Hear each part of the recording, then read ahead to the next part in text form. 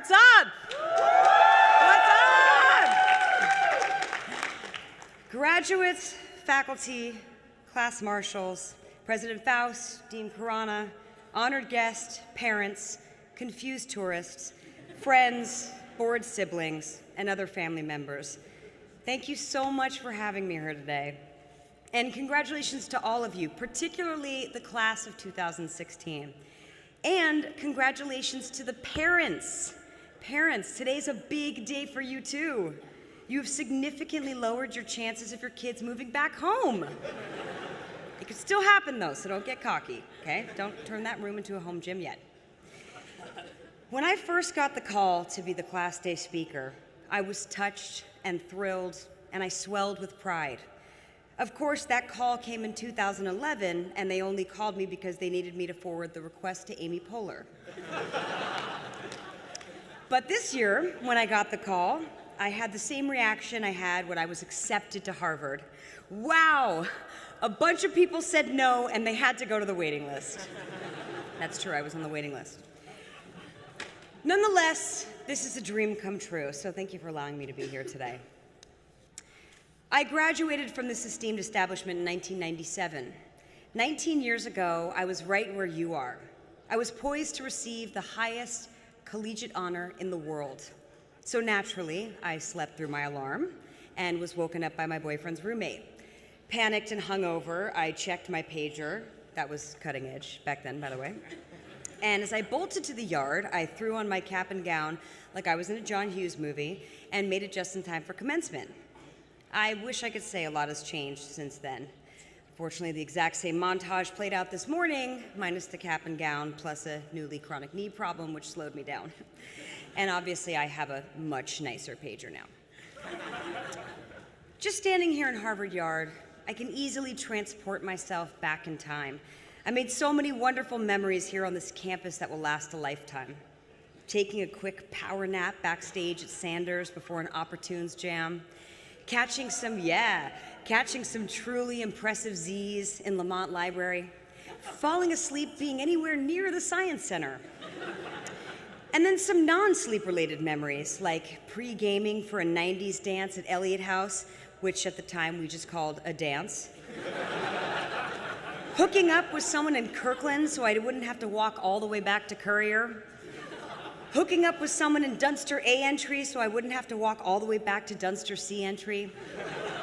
In short, I really took advantage of the best Harvard had to offer. By the way, I love that you guys always applaud for your houses. And I wanted to test that out and see if I could, say anything about any Harvard house and get applause. So let's try it out. Adam's house! What's up, Lowell? The fifth best house is Winthrop. Mather House, you're an eyesore.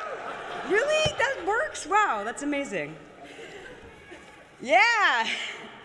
And students, I know that you may be sad to be leaving college, and you should be, but if you're lucky, your memories will follow you forever.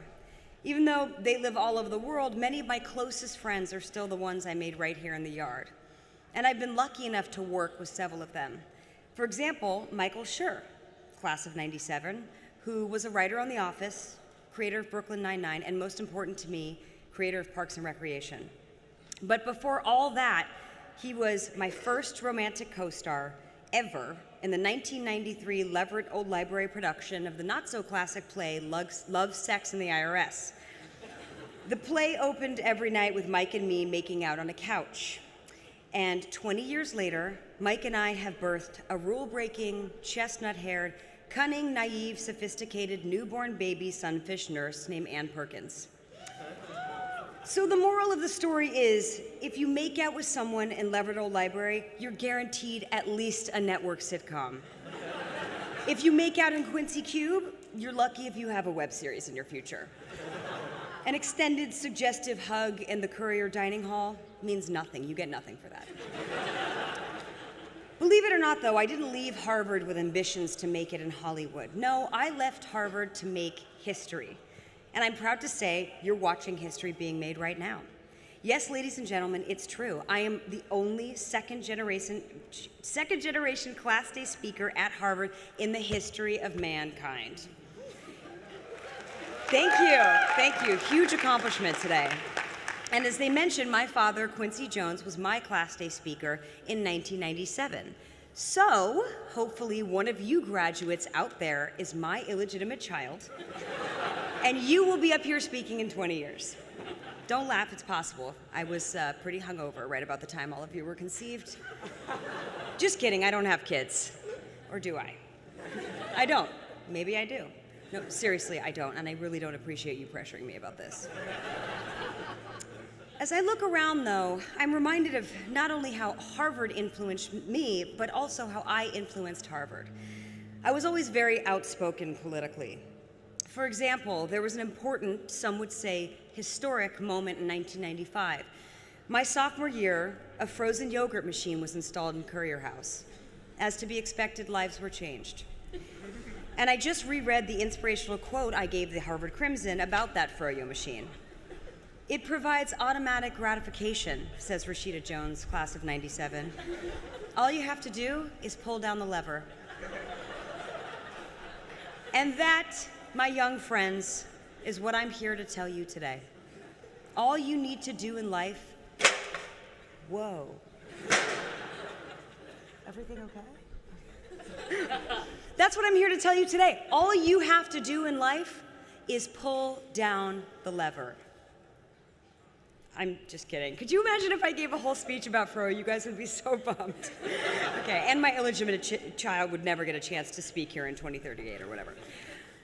So as you embark on your real-world journey and leave behind the ivy-covered, cereal-stocked dorms of Harvard, I do feel it's my responsibility to tell you something meaningful, something that will not only inspire you, but also arm you with a key to unlocking future opportunities.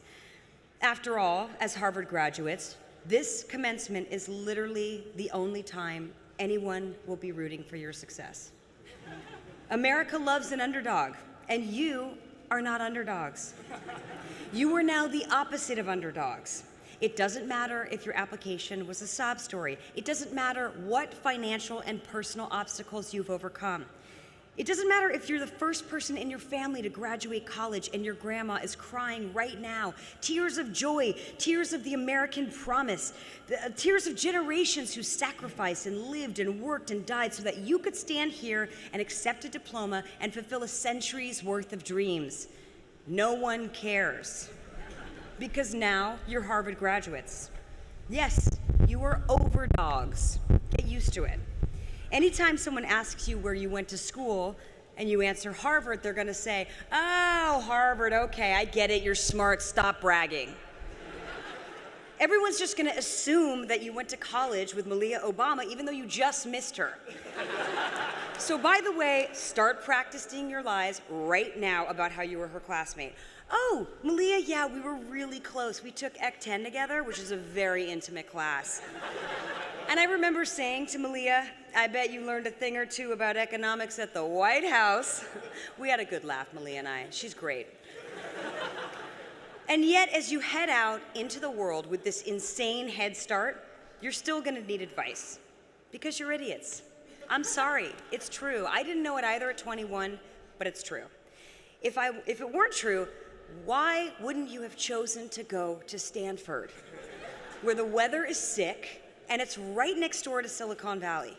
And you could have just used your student population as beta testers for some awesome new app and then sold it right there. It's just a car right away. Not only did you not pick the right school, you actually chose to graduate from it. No one successful graduates from Harvard.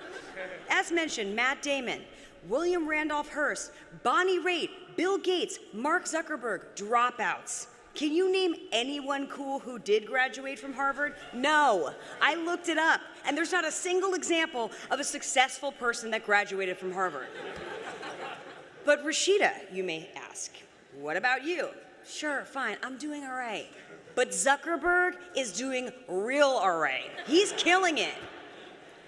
Just because you made this stupid mistake of graduating from Harvard doesn't mean you can't fix it. You're young, you have time.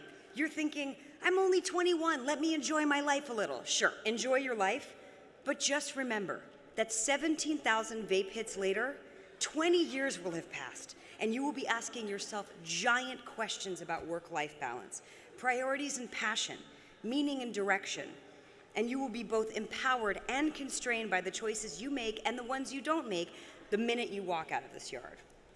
So my self-imposed job today is to spare you from the midlife crisis that is silently and patiently waiting for you in your 40s.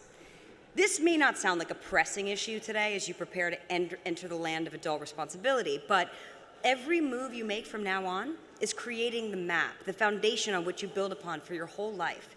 It's crucial that you start thinking about how you're going to avoid getting your first tattoo at 45. So before you glaze over, I'd like to offer 3 simple pieces of advice. 1, don't count on the system. 2, protect your instinct to care. And 3, choose love. 1, don't count on the system. You're here, you did it, you're graduating from Harvard. After 4 years of determination and studying your nuts off, you finally crossed the finish line. You got here because you're a rule follower, and that's great. You trusted in the system, and the system rewarded you. You did all the right things. You were the star of your high school. You got the grades. You were in all the extracurricular activities. You charmed the teachers, and you duped the Harvard admissions team by greatly exaggerating how much you learned on your 3-day volunteer trip to Haiti. I know this because I'm just like you. I told my parents when I was 4 that I wanted to go to Harvard. I recognized that on the path to getting there were concrete linear steps to be executed, and I loved the inherent structure in that. I respected authority. I trusted in the system. I really liked those walk and don't walk signs. I believed that I would always find wise, experienced people at the helm of well-run and fair enterprises, and that these people would exercise power and distribute opportunity with thoughtfulness and nobility, and that I couldn't possibly understand the complexities of their process. There would always be a collective that would know more than I. And even if I didn't have empirical proof that I should trust in them fully and wholly, I just had to, because that's just the way things worked. After graduating, I spent the next 10 years enjoying a decent amount of success as an actress. I could support myself, which, in an overcrowded, unmeritocratic system like Hollywood, is a big accomplishment. Fast forward to 2007, where I found myself in a bit of a rut. I'd just come off a great year-long stint guest starring on The Office, my biggest break to date. But once again, I was back to pounding the pavement, auditioning for movies and TV. And with the threat of an upcoming writer's strike, there wasn't a ton of production, so there wasn't a ton of auditions. And the stuff I was going in on for was the wife, the sassy best friend, the girlfriend, you know, your run-of-the-mill, two-dimensional supporting female parts. As the dry spell continued, I found myself increasingly demoralized and frustrated. I had always wanted to write, but felt too daunted by the task. And being surrounded by talented professional writer friends didn't really help. It felt silly to start down a new path in my 30s. But I channeled my frustrated, unemployed energy, and with my best friend, Will McCormick, we sat down every day for 6 months until we had completed a movie script. It was called Celeste and Jesse Forever, and we sold it in a bidding war to Fox Atomic, which is a subsidiary of Fox. They wanted to make the movie for $16 million. We did it. It was the greatest accomplishment of my life. I circumvented the system. And then the system changed. A month later, Fox Atomic folded, and then began a 2-year journey of watching my script go down with the whole business of major studios making smaller films, the ones that are neither big budget franchise nor tiny independents. We sold our script again to another company, and they folded 6 months later. We sold it to another company, they folded. Then yet another film financing company who wanted to make it folded. We were shutting down companies all over town. Finally, we realized that with the old system crumbling, we had to find another way. We now had a very short window that was slowly closing. If I couldn't find financing and start filming in a month, I would lose my actors, my crew, my director, and probably my mind. I had called in every favor from everyone I knew. I had put everything on the line. So we said, screw it, let's just make this movie however we can. We got lucky and found an investor, thank you for Everly Nelson, and made the movie for $840,000. Now, that might sound like a lot of money. I mean, $840,000 is almost a year of Harvard tuition. But in the film business, it's peanuts. We sold the film at Sundance, had some pretty nice reviews, and got an Independent Spirit Award nomination for writing. Launching my writing and producing career felt like a milestone, but more importantly, I overcame my own compulsion to work within the system. Even after 40 years, I have a hard time accepting that the people in charge are not always the most competent. Now I'm a realist. I work for myself. If I hit a wall, I look for ways outside the system to get things done. The hard fact is this: the real world doesn't reward rule followers the way the educational world does. And the real world is not always merit-based. The institutions and organizations we yield to and trust in to support our success, whether they be employers or government, are flawed. They have objectives that will most likely conflict with our own. I'm not suggesting you should act on your own self-interest, but be on guard, be agnostic. Don't just follow the rules and assume everything works out because it's happened that way in the past. Just because they've been doing it a long time does not mean it's right. In fact, historical precedents and traditions are often brimming with injustice and racism and sexism. Yes, hasty pudding theatricals, I'm talking to you. I think it's time to break tradition and let girls in your show, right? It's time. Speaking of change at Harvard, there's been a lot of wonderful advances even since the time I graduated. Back then, Harvard had not even had a woman as president, and a Black Jewish female class day speaker is with you today, so that's a little more history. I also understand that the final clubs are now facing pressure to admit women, including the notorious Porcellian Club. The rumor we always heard was that the Porcellian would give $1 million to any alumnus who wasn't already a millionaire by age 40. That's awesome if it's true. So if they start admitting women, let's see, what's 79% of a million? Anybody know? No? Okay. But back to you. In addition to other benefits, unlearning your rule-following instincts will allow you to get to know yourself in a real way. For the last 4 years, your identity has been wrapped up in this institution. And look how proud you made the people around you. But what about you? Outside of what's expected from you, what path do you really want to take in life?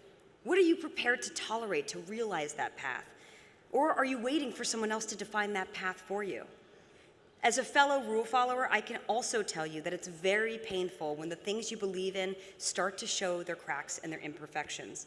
No job or employer or mentor will ever be the answer you want them to be. I spent my younger years hoping and praying that someone would give me a break, that someone more successful and knowledgeable than I would show me the way and save me from making mistakes. But everyone is dealing with their own flaws and egos. Don't get me wrong, I've been lucky enough to work with some tremendously talented, humble, and hardworking people, but none of them has had the answer for me. Here's the simple truth. You are the only one who could create the life you want, and you may have to break some rules to do that.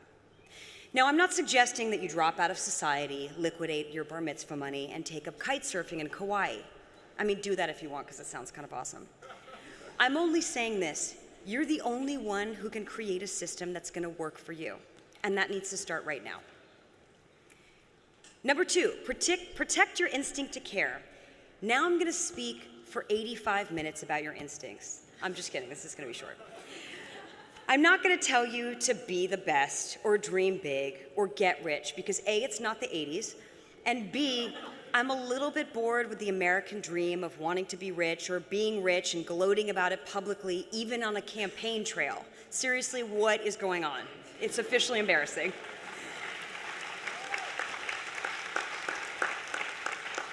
So I'm here to challenge you with a different kind of responsibility. A couple of years ago, in expressing concern about the worldwide policies towards the ongoing refugee crisis, Pope Francis coined the phrase, the globalization of indifference. Indifference is an insidious and toxic state of mind. For your information, there are 60 million displaced or internally displaced refugees worldwide. That's 60 million people who can't return to their home.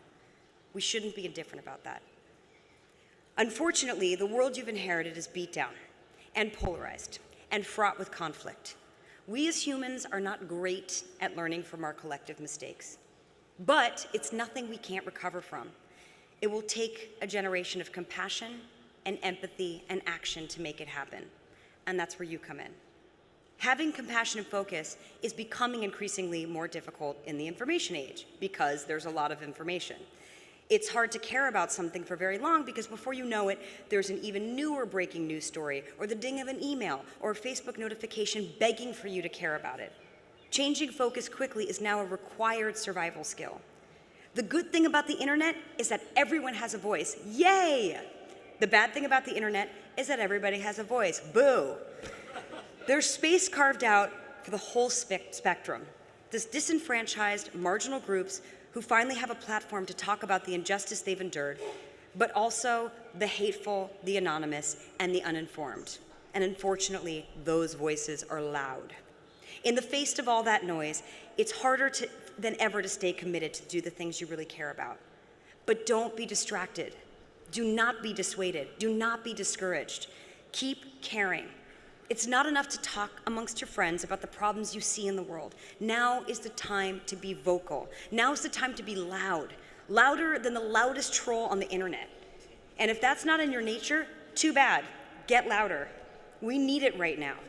As a college-educated, worldly young person, you are obligated to be loud, to rise above the fear-mongering and bigotry and misinformation to make yourself heard through all the noise. And you can be heard. It's possible. The way to really be heard is to do even more than you say. People tend to find it a little annoying for celebrities to be vocal about politics. And I get it. I know. I'm an actress. I'm not a world leader.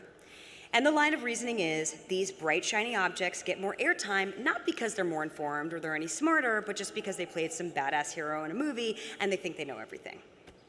I've often been told by trolls to stick to acting or to shut up because I'm a stupid celebrity. But you know what? I don't care. I don't care. There's too much to fight for.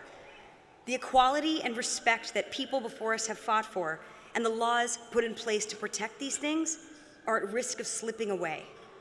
Young, unarmed black men are being killed in record numbers. States are passing laws that are systematically stripping away women's reproductive rights. A presidential candidate is encouraging his supporters to be violent and racist and wants to ensure that there are no gun-free zones in this country.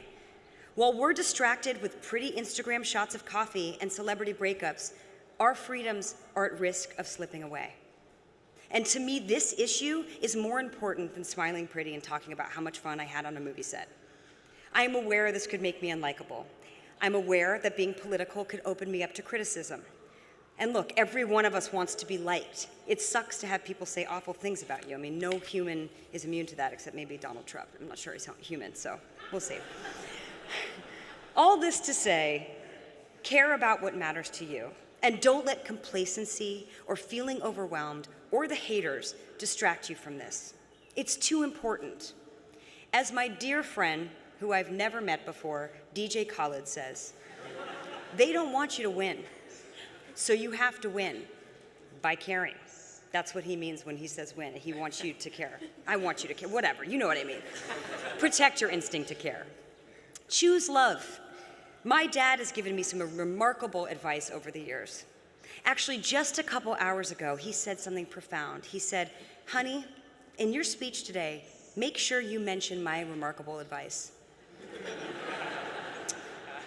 He has told me you can't get an A if you're afraid of getting an F.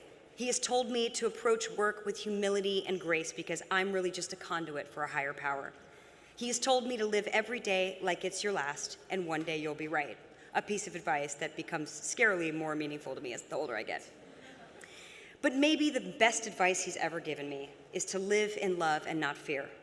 It sounded like a parental platitude when I first heard it. But then I started to apply that paradigm to every decision I made. All of a sudden, I was asking myself where my decision-making was coming from. Was I scared to disappoint people? Was I scared to fail? Was I scared I wasn't up to the task?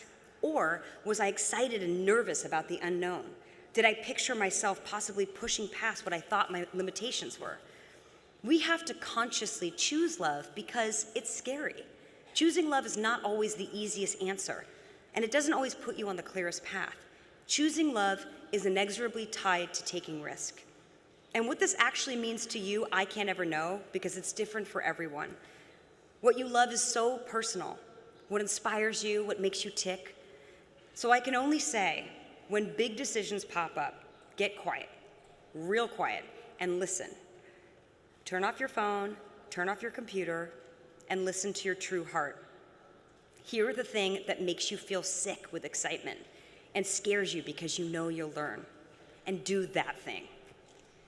So just to review, because I think maybe some of you are hungover or maybe have been asleep for a little bit, here's what's going to stave off your midlife crisis. 1, don't count on the system, count on yourself. 2, protect your instincts and do it loudly. 3, choose love, even if it's scary sometimes. There's still plenty of reason to be optimistic about your future. The world you're inheriting has less violence, longer life expectancy, more available education, more ways to stay in touch with the people you love, more good television shows, and more flavors of gum than ever before in the history of the world. But there's still so much work to be done by you, and it's totally possible, but it's not enough to talk about it. Question everything, yes, absolutely, but then figure out how to change it. You must act, stay curious, stay empathetic, stay fearless, become a loud and fervent participant in your world. To the members of the graduating class of 2016 and the dropouts who were too successful to be here with us today, I guess what I'm really getting at goes back to this. Pull down that lever. Get your froyo, graduates. Thank you very much.